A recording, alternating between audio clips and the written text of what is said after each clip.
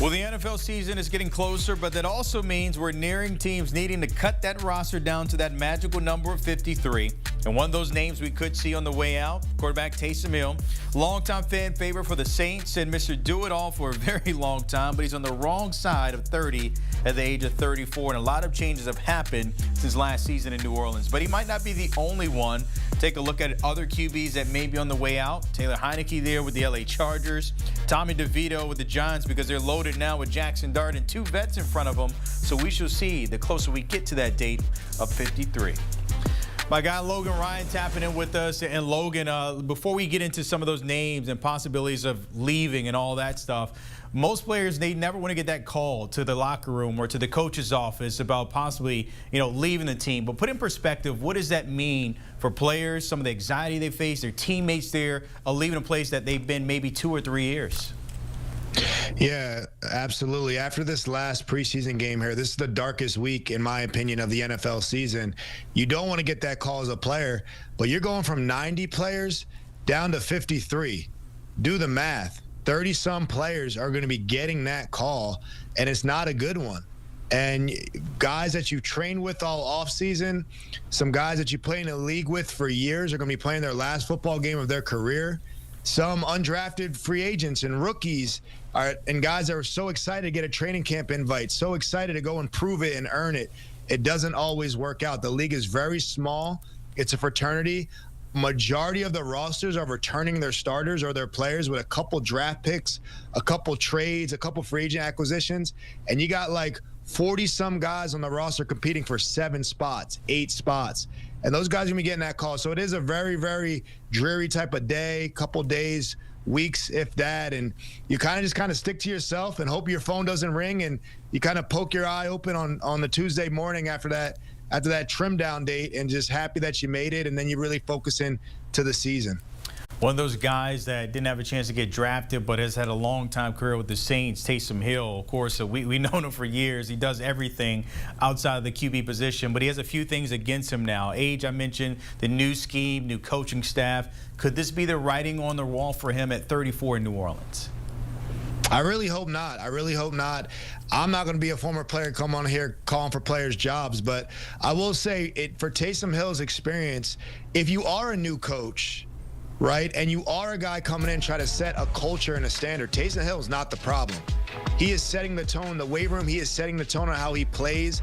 I understand with age, but you got to understand that some players truly just train differently. Some players are better as they get older. And I'm not saying that Taysom Hill is going to break records at this age and whatnot, but he does everything that you would want a player to do to be able to play into his 30s. So I really think that Kellen Moore and that organization, with the turnover that they're having in New Orleans, that Taysom Hill will be a great bridge for that. I understand if it doesn't make sense position-wise and what position is he playing and can we build that roster, but this has been the sign of New Orleans this offseason. A lot of change. Tyrann Mathieu, kind of an identity piece for them on defense. Taysom Hill and Alvin Kamara are definitely the identity of the Saints offense. So if Taysom Hill does not make this team, that is a sad, sad sign and a true changing of the guard over there for the New Orleans Saints. But you mentioned he's maybe one of those glue guys or somebody you need in the locker room when it comes to building a culture. Let's say he does, this is it. Are you jumping on him if you're another GM at another organization? I think certain GMs will. I look at teams like the San Francisco 49ers. They have a guy in Kyle Juszczyk. Juice, we call him. Pro Bowl 9 years in a row at fullback there. What position does he play? He runs some routes. He plays some fullbacks. Most teams don't have a fullback. Well, he has so much production there. Sean Payton likes the use of a fullback. Andy Reid, maybe the Chiefs want to see the use. It's really how creative those offensive coordinators are. And usually offensive coordinators want to find a flexible piece. I think Taysom Hill has a lot of football left in his legs. I played against him. This guy has some juice when he runs the ball. He's fast. He's strong. He'll run you over. He's a tone setter with that Wildcat. So I think some of those creative offensive coordinators might have a need for a Taysom Hill at this age. We're about a year and a half removed from when Tommy DeVito jumped on the scene and became Tommy Cutlets. We remember all the fun excitement there with the Giants.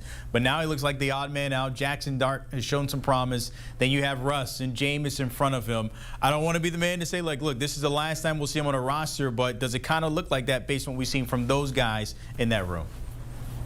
Yeah, you knew when the New York Giants brought 4 quarterbacks in that room that not all were going to make the room, obviously. And DeVito was at the bottom of that depth chart there. Obviously, paying Russell Wilson the money that they paid him to probably play this, drafting a first-round quarterback.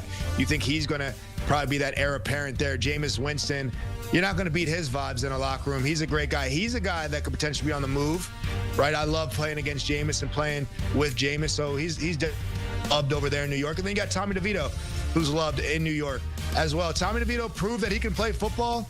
He proved that he earned himself some snaps in this league as his backup or third-string quarterback. Send him right over there to New York Jets. Stay right.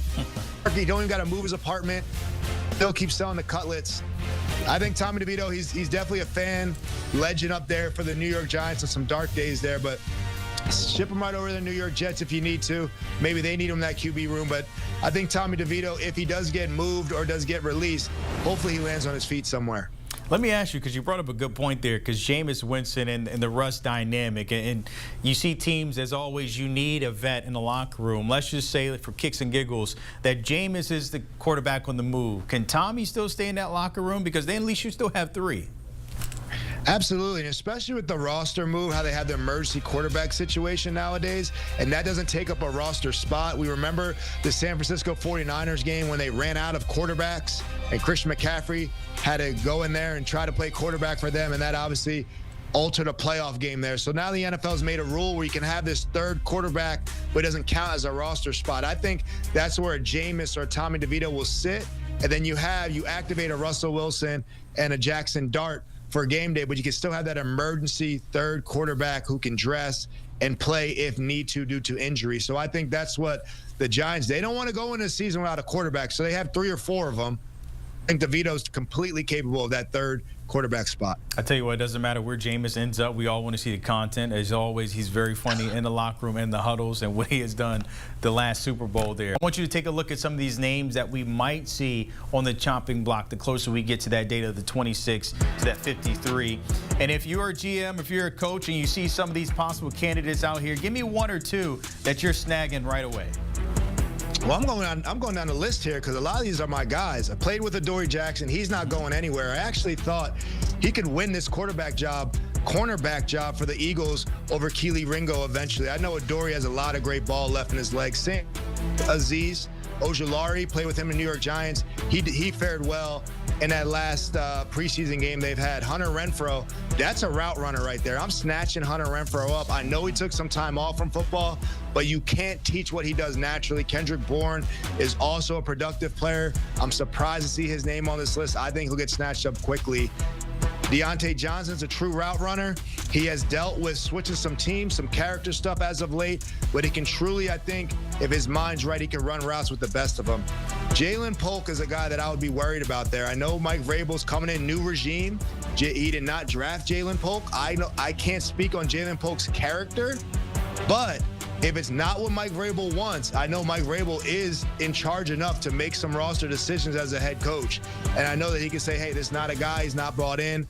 Not that I'm saying that Jalen Polk is or isn't, but just because he didn't work out with the last regime, if he's not catching on, they brought some new wide receivers there in New England quickly, a new offense.